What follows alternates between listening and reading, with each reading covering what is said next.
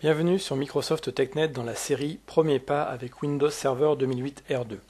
Dans cette cinquième partie consacrée à Direct Access, nous allons voir comment configurer les prérequis sur le serveur Direct Access. Petit rappel, cette série de démonstrations consacrée à Windows Server 2008 R2 dans ses premiers pas vous aide en fait à découvrir progressivement ces nouveautés au travers en fait de la construction d'une maquette d'évaluation. Cette maquette a la forme suivante, donc elle est composée de plusieurs serveurs, un contrôleur de domaine Active Directory qui fait également serveur DNS et serveur de PKI, LH01. Le LH02 est un serveur de localisation dans le rôle Direct Access. Le LH05 sert en fait de point de distribution des CRL, les Certification Revocation List, donc les listes de révocation des certificats. Le LH99R2 est un serveur DNS public et un serveur web public. Le Windows 7 RTM01 est un poste Windows 7 en version entreprise. Et la machine sur laquelle nous allons travailler dans cette démonstration est la machine LH03R2, qui est donc un serveur Direct Access avec deux interfaces réseau, une connectée côté LAN, une connectée côté Internet. L'objectif de cette présentation va être de voir en fait comment configurer l'ensemble des prérequis sur ce serveur avant de démarrer en fait l'assistant de configuration de Direct Access qui sera en fait détaillé dans la sixième partie, la sixième webcast. Donc nous voici sur le serveur LH03R2. Première chose, ça va être de vérifier tout le paramétrage réseau en termes de prérequis nécessaires. Donc on a deux adaptateurs ici, un côté réseau interne, un côté WAN. Donc WAN c'est Internet, on peut même le marquer dans le nom de l'interface, ça peut être plus clair après pour la partie débugage. On va maintenant vérifier le paramétrage IP.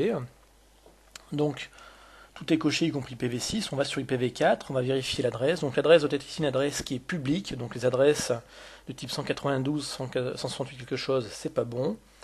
Pareil pour 10.0, pas d'adresse privée, adresse publique uniquement. Il en faut deux successives.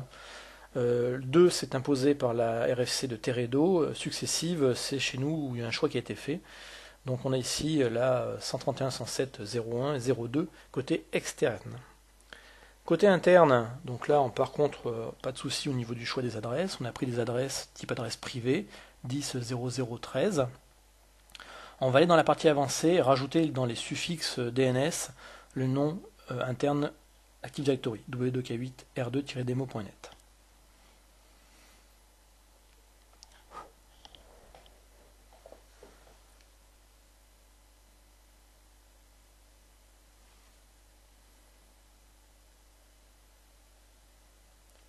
Voilà, donc côté réseau, normalement, on est bon à ce niveau-là. On va maintenant ouvrir une MMC pour aller vérifier, pour aller faire une demande et vérifier également les certificats. Donc, on rajoute le Snap-in Certificate. Ce qui nous intéresse ici, c'est le compte d'ordinateur. On va cliquer sur Suivant, voilà. On va aller voir dans le store local de la machine s'il y a déjà un certificat. Normalement, il ne devrait pas y en avoir pour le rôle, ce qui m'intéresse. Donc on vérifie que dans les autorités trustées, on a l'autorité interne de certification, c'est le cas. Pas de certificat présent pour l'instant dans la machine. Il va y en avoir un en fait lié IPsec qui va arriver par auto-enrollment.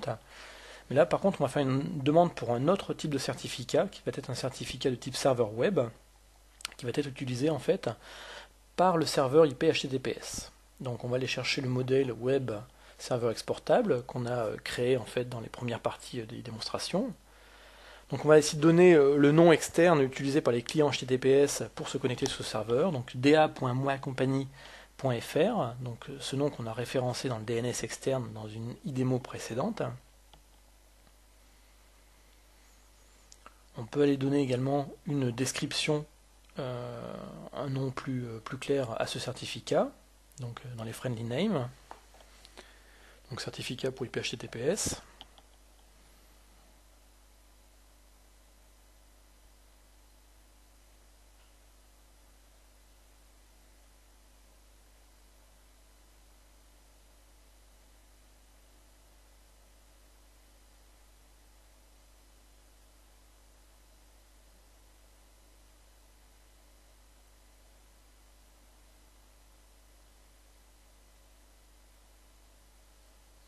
Quand on est bon, on valide. On clique sur Enroll pour récupérer en fait le certificat.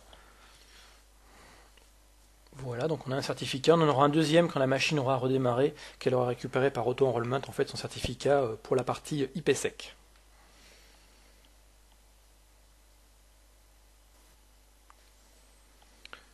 Maintenant, toujours sur ce serveur, on va aller rajouter une fonctionnalité, donc on va aller installer en fait la GPMC, donc Add Feature, Group Policy Management.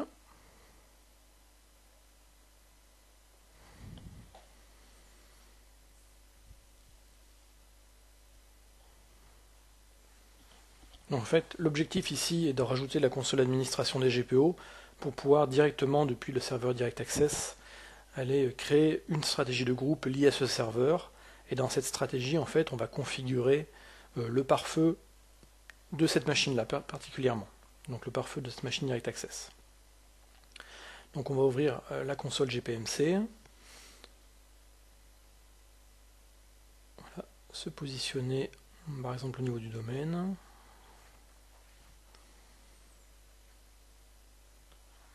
On crée une nouvelle stratégie. Donc cette stratégie a pour objectif de paramétrer le pare-feu du serveur Direct Access.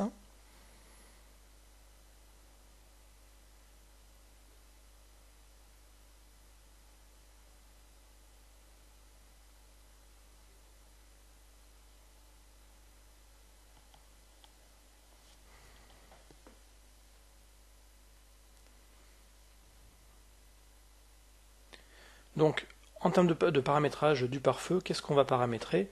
On va paramétrer en fait principalement des flux entrants de type ICMP, V4 et V6 pour la partie on va dire, test de connectivité.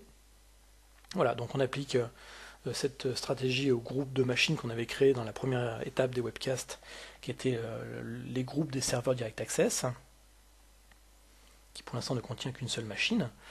Donc on va autoriser donc, les flux entrants ICMP V4, ICMP V6. Et puis dernière chose, on va également autoriser côté internet en fait les flux entrants HTTPS pour IP HTTP ainsi que les flux Teredo.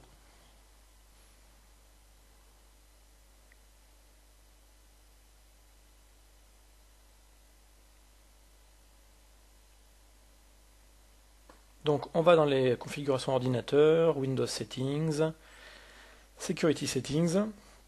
Ensuite on va aller sur Windows Firewall with Advanced Security.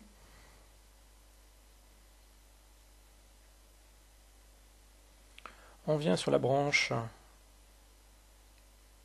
Inbound Rule, donc règle de flux entrant. Nouvelle règle.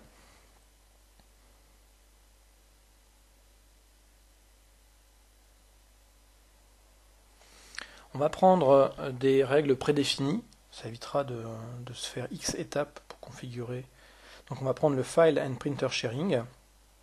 Donc c'est un ensemble de règles en fait pour les serveurs de fichiers d'impression. On ne va garder en fait que les règles 2 et 3 qui correspondent à l'echo request ICMP in V6 et V4, donc en gros l'autorisation de recevoir un ping. Voilà, on clique sur suivant, on autorise la connexion.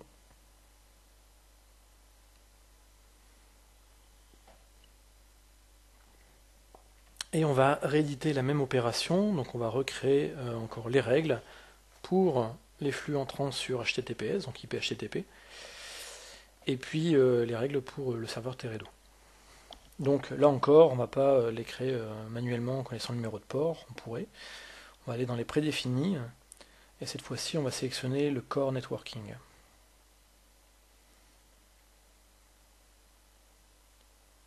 Donc Core Networking contient un ensemble assez important de règles, on va toutes les décocher, à l'exception de IP HTTPS en TCP/IN et de Teredo en UDP/IN.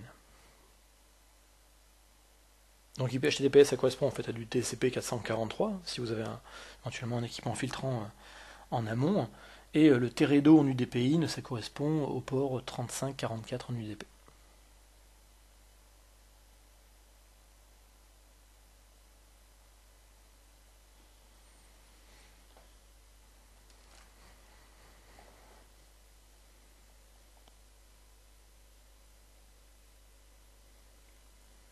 On autorise la connexion, on termine. Donc voilà, on a 4 flux entrants qui sont autorisés, l'ICMP en V6 et en V4, le TREDO en entrée, 3544, et l'IP-HTTPS, donc le 443, TCP 443.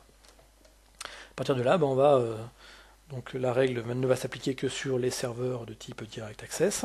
On va redémarrer la machine pour que tout soit pris en compte. On pourrait faire un GPUpdate/force. Là, on va faire un bon gros démarrage pour être sûr que tout soit bien pris en compte. Et puis donc on va passer à la dernière partie pour la partie configuration qui va consister à déclencher l'assistant de configuration de Direct Access. Et ça, c'est dans la prochaine démonstration.